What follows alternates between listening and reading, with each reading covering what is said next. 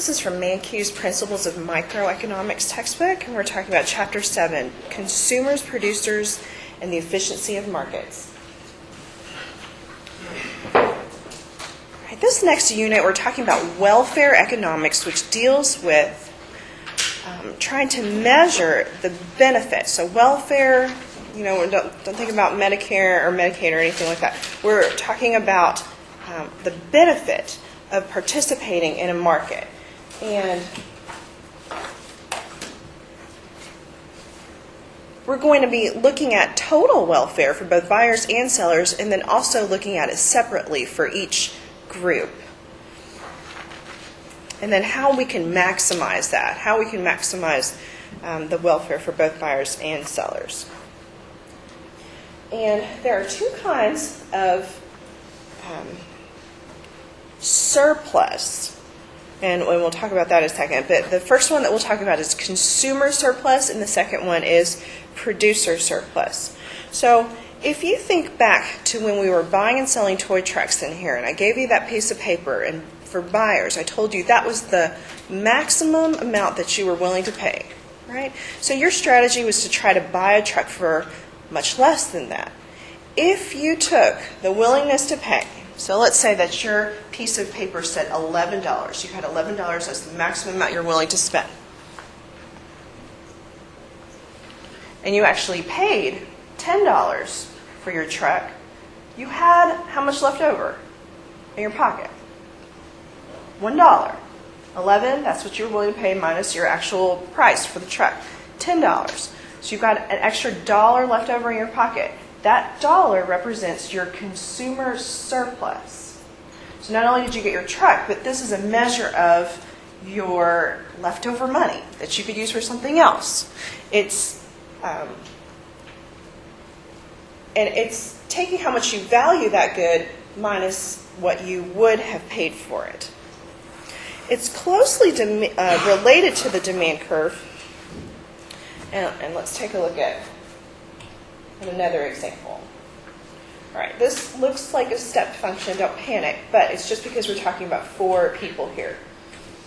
Okay, John, Paul, George, and Ringo. You all recognize those names?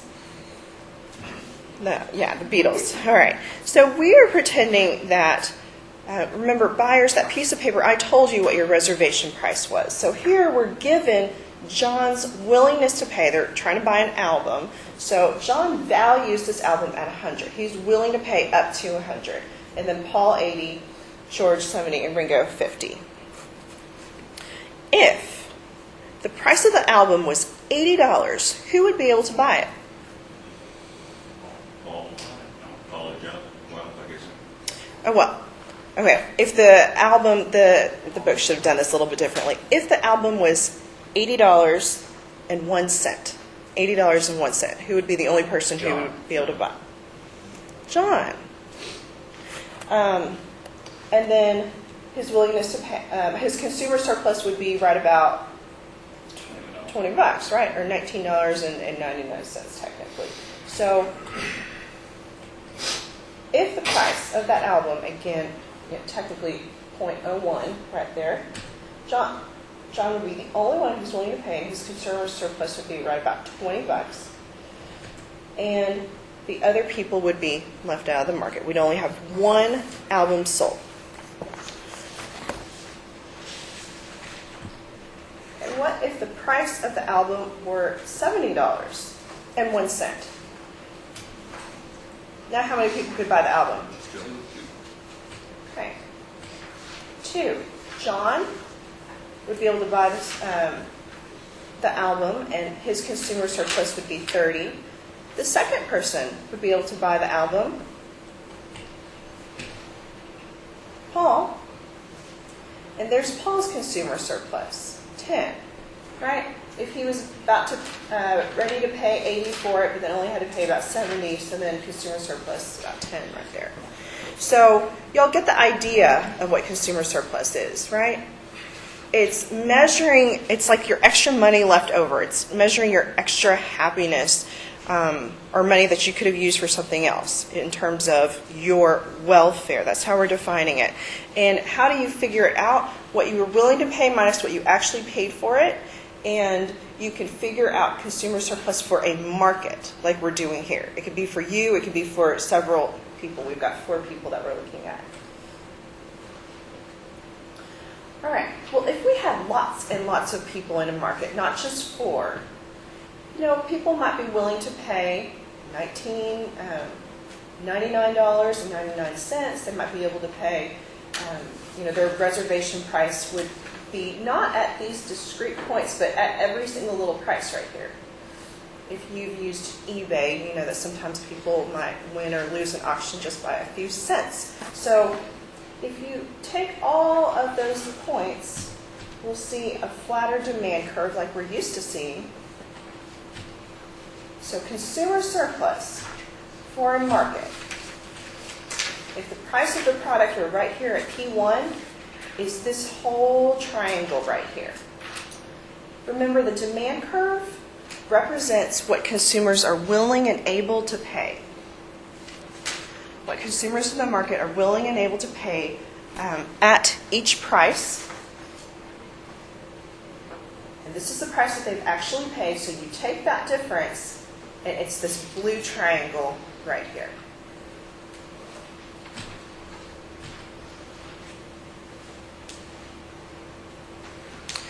I remember I was driving home from college one weekend and going back to Houston. I was on 164 and then getting on 45, and I had a flat tire. I remember the car was kind of shaking, and I looked around at the leaves of the trees, and I didn't see any wind, and I thought, oh, it's got to be my tire. All right, so flat tire. I was out on the side of the road. It wasn't a new car. It was a 84 Pontiac Fiero. I loved that little car, but I didn't know how to change the tire. And I was stuck on the side of the road, and y'all know how hot it gets. And it was about lunchtime, and I remember thinking, I would pay. I was so hot. I remember thinking I would pay up to $5 for a bottle of water. And at the time, I had a cell phone from Houston Cellular. Anybody remembers them? And what they had done was, when I filled out an application to get my phone, the guy messed up on the first application, and he said, "Oh, well, I'll just toss this." And then, got my contract on a new piece of paper. And I think somebody had accidentally opened 2 accounts and thought I hadn't paid on the first one. So the day that I'm on the side of the road stranded, my phone's not working because they think that I haven't paid. Although I was able to make an emergency call, and they got a tow trucker out there. But I remember, until that tow trucker came, there were a couple of people who stopped by and, offered to help. And I just remember seeing a little brochure at a Shell station, if you don't know who it is, to roll up your window and to say that the police are on their way. So I said that a couple of times. I just think back as a little college student, with a big Baylor sticker on the back of my car, I may have looked like an easy target for someone. But anyway, I remember having my window rolled up almost all the way when people were stopping by. It was so hot. And so I remember thinking, I really, really need a drink of water. I would have done anything for an ice cold drink of water, but finally got to a gas station and someone was able to change my tire. But I have AAA now. My brother lives in town, so he's there to help me with those kinds of things. But, just what you would have paid for it and then what you actually pay for it is your consumer surplus. Producer surplus, so for sellers, if you think on your side of the market, I told you on your piece of paper that was your cost of production, right? That's how much it costs you to make your truck, and you were trying to sell it for more. So if you think about what you actually got for your truck minus your cost of production, this measures your benefit of participating in the market. Yes, it measures your profit, right? Your revenue minus your cost is your profit. but it's also money that you can put back into your production process. You can use it however you'd like. So that's your benefit of participating in the market. And just like consumer surplus is related to the demand curve, producer surplus is related to the supply curve. So let's take a look at an example here. Okay, we've got several people here who are wanting to paint a house. And they've got different costs of production. So grandma, let's say that she's got a lot of paint brushes already and a lot of paint. So maybe Frida and Mary, maybe they have bought, maybe for their company they have to pay insurance. They've got some higher costs somehow. So to paint the same house, their cost of painting a house is $800 and $900.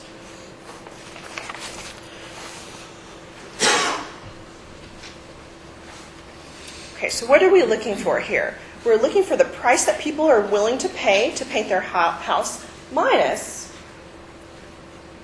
the actual cost of production for each person here, from each seller. Okay, so let's say that the person whose house they're painting, they are willing to pay $600 for this paint job. Okay, if you think back over here, who's the only person who's going to be able to pay?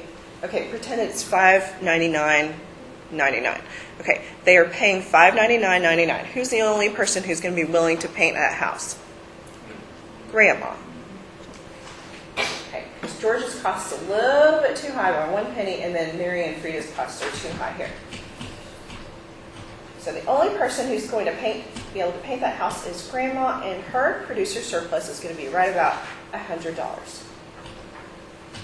At $800, if they're willing to pay $800, and we're assuming that each person is going to paint one house. Okay, Grandma and the next person, Georgia, will be able to paint the house.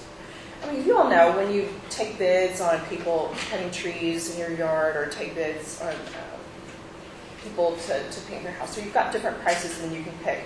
And they've all got different labor costs. Some companies have insurance and some of them don't. Just, you know, it's different. That's why we've got different costs of production here. So for total surplus in this instance, if they were paying technically $7.99 and 99 cents, it would be right about $500 for both Grandma and Georgia. Okay, so we've taken a whole bunch of sellers into account.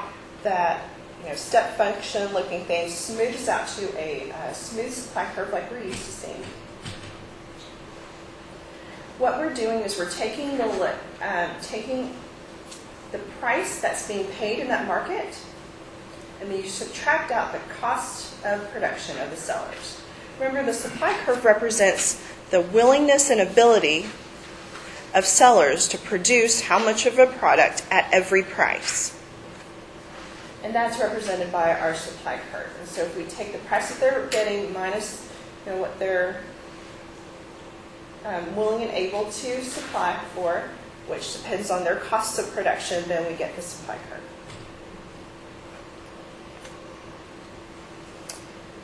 All right. And then, as you all know, if people want to start paying more and more for a product, in this example in your book, it was paying more and more for someone to paint their house, then producer surplus is going to obviously increase overall. So if we move from P1 to P2, you can see that initial producer surplus would be this gray triangle, and then now at P2 it would be this big triangle. So now we're going to use both consumer and producer surplus together.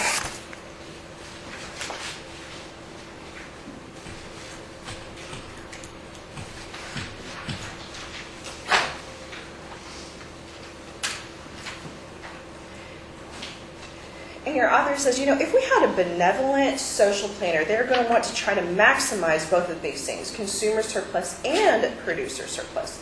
And those are equations of what we were just talking about. We want to maximize economic well-being for everybody. So if this is what consumer surplus is and this is what producer surplus is, we're going to try to maximize both, right?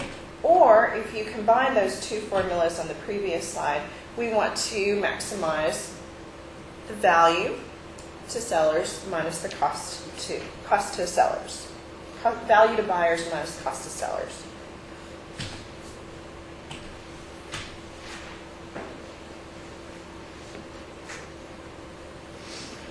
All right, so if a benevolent social planner is trying to do this, they're going to try to be efficient, and then also they might care about equity or equality in the newer version of the textbook. Your author uses a different book here in terms of making it fair, in terms of who has having a price so that we can maximize consumer surplus, that area, that triangle above the price, and maximize producer surplus. That was the area, that triangle below the price.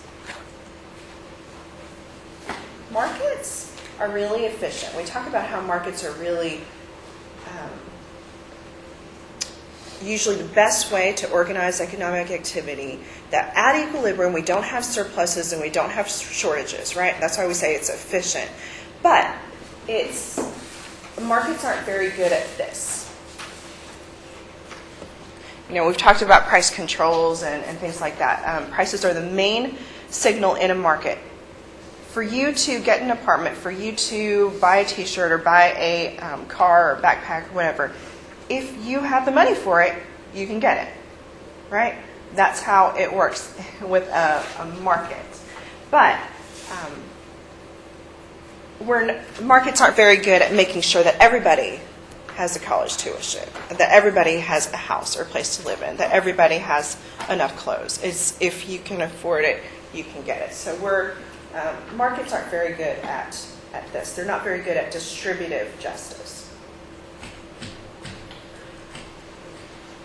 All right, so if we just left it up to the market, we do get to equilibrium here, and y'all know how to look at this already. Equilibrium price to equilibrium quantity. All right, consumer surplus, remember, it's what you would have paid for it minus what you actually paid for it. And when you look at that for a whole market, it's this big triangle up here.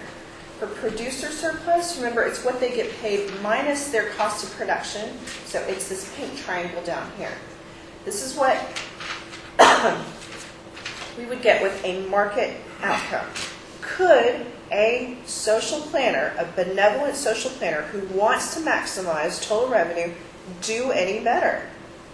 If we're trying to maximize this, and we're trying to maximize this, we're splitting it right in the middle, right? If a benevolent social planner were to try to come in and maybe adjust the price up or down, you can't get more equal than this, right?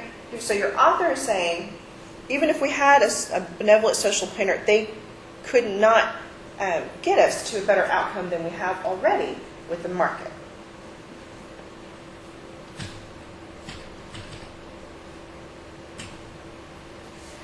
There was a story in the book about, I think it was the author or maybe someone else he was talking about, who had some Boston Celtics NBA tickets, and they were playing the Lakers that day, and he was really excited about going, and somebody had, I think he may have told somebody he was going to the game, and so that someone told someone else, and somebody else really, really wanted those tickets. And the author said he was in the shower, and his daughter called out, "Hey, somebody's on the phone, Dad, and really wants to buy these tickets." And he said, "No way, I'm really excited about this game, and I'm excited about going." And as soon, I can't remember the price that he wanted to pay for it, but his daughter called out. She said, "He wants to pay this amount of money." And then all of a sudden the author said, "Okay, just 1 second, I'm ready to sell." So if you take into account the amount that people want to pay because they value them highly. So the person on the phone valued those tickets, much, much more than the author who had them already. You can take into account that and measure the consumer and in this case, the consumer surplus.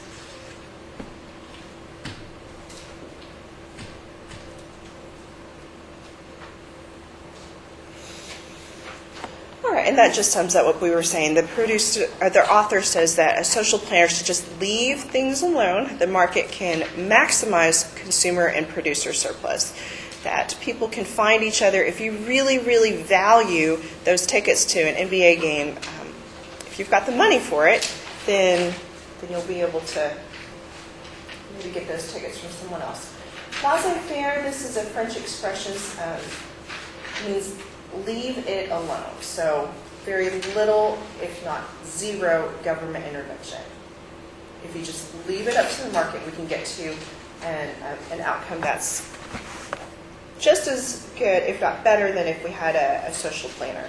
I forgot his name. I apologize. I'm embarrassed. The guy's name. There's the one that says government should intervene. The other one. Should intervene? Well, the one, there's the two guys. Yeah, okay. What's his name? Keynes, John This is Maynard Keynes. Keynes. Mm-hmm. I kept thinking Kantian, but that's philosophy, sorry. Okay. I want you to add a couple of things into your notes here. I don't have a slide for this. Okay, so just several slides talking about how good markets are and how they maximize producer and consumer surplus. Okay.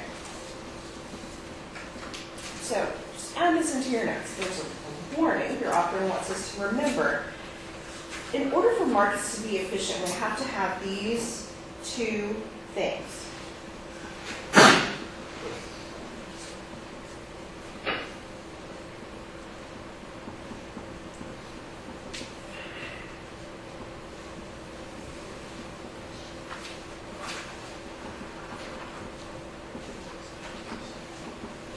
First of all, there's a large number of buyers and sellers. So no one has an influence on the price.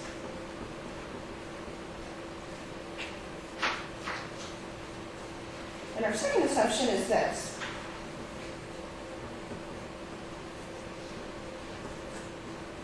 The outcome of the market only matters to the participants in the market.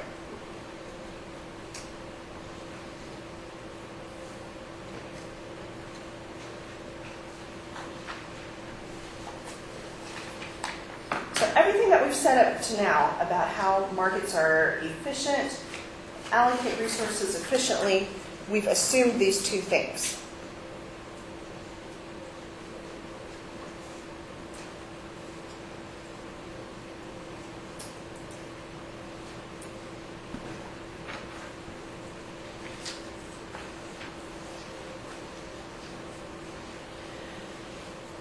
Because when these two assumptions don't hold true, we get to what's called market failure. We may have mentioned this already with chapter 1, but I'll put this up here again.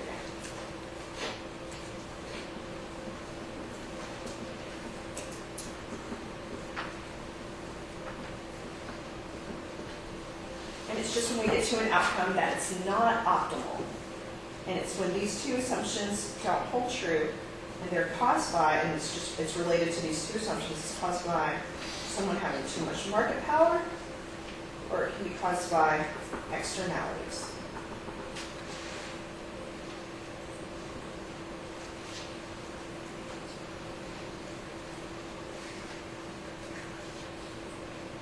Can you give us examples for each one of those?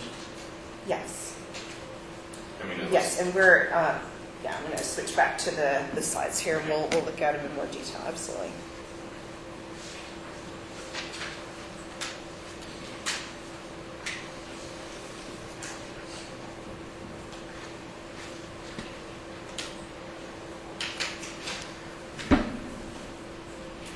Okay, everybody's got that?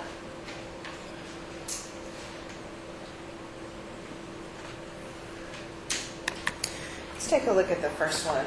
If a market is not perfectly competitive, market power can resolve. So we said market power is one type of market failure if you could only get your cell phone service through AT&T. So let's pretend that we didn't have Verizon. Let's pretend that we didn't have T-Mobile. What would you might expect with prices?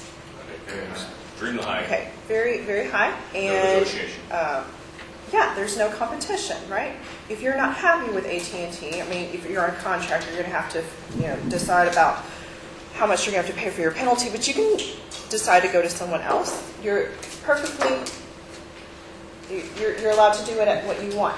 If we have someone with too much market power, then we can cause inefficiency because of that higher price. So that's one example of when someone has too much market power.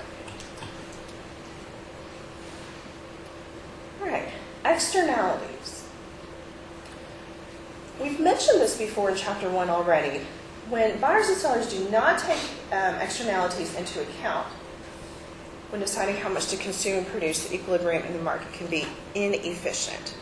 All right, on Martin Luther King Day, we had a day of service here at MCC, and we went out into the community. So students, teachers were all invited to go help with other community organizations. We had lunch together and had a service, and then we all went out to go. There was a painting project, there was a cleaning project, and under the 17th Street Bridge, 17th or 18th Street, I can't remember, there is tons of trash under there. Y'all probably driven over it many times. I've driven over it many times, but underneath there's tons and tons of trash that people have just dumped there, and it gets into the water. It makes it really not pretty to look at, first of all, and it affects our community, right? So when people dump their trash, I don't know if they're doing it over the bridge or under the bridge or whatever they're doing, then it affects the whole community. So when they're not taking into account what that pollution, that littering is doing to the community, they're just thinking, I'm just going to get rid of this trash because I don't have to think about it anymore. This isn't my property. I'm just going to dump it there. Then it affects other people. And that's why we have fines and penalties for things like littering and pollution. And that's an argument for the government to come in. And that's when we would get to an outcome that's not beneficial. I mean, the city of Waco, if you look at all the workers there, it would take them forever to try to clean up all of that. We were all volunteers. We were giving up our time, and we couldn't get to all the trash that was, stuck in all the bushes all the way down into the river there. So there's lots of costs. What they're doing is who are littering, or they're passing off the cost of disposing of all of their trash onto someone else. And that's why we've got inefficient outcome, not the best outcome. Okay, and I think you've got everything on the summary slides. So markets, just to sum up, markets are, we call them efficient, but that's only if those two assumptions are in place. And we can use welfare economics to examine market efficiency and examine different government policies. Because we said usually markets are best. Sometimes they don't work though, and then we may need the government to come in and improve those outcomes. So we're going to use these tools of consumer and producer surplus to examine some of those policies. Okay, that's the end of Chapter 7.